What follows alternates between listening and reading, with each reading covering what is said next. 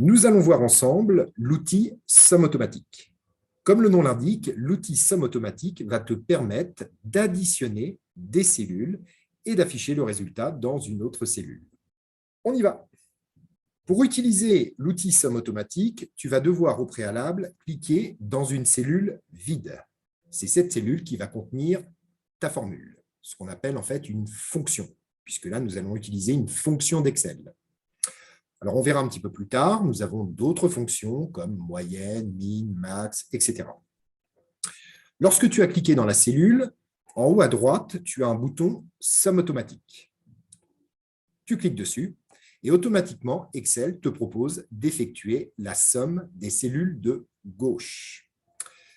On peut lire égale somme parenthèse B2, D2, parenthèse. Les deux points signifient jusqu'à. En gros, je lui dis, fais-moi la somme de B2 jusqu'à D2. On appuie ensuite sur Entrée. Et bien sûr, je vais recopier ma formule vers le bas. Je ne vais pas utiliser l'outil Somme automatique 40 fois si j'ai, par exemple, 40 vendeurs. Comme on a vu dans une vidéo précédente, je vais utiliser une action rapide. Je place donc ma souris sur ma formule et nous avons la petite poignée noire qui va me permettre de recopier ma formule. J'effectue donc 2 clics et Excel a effectué la somme de tous mes vendeurs.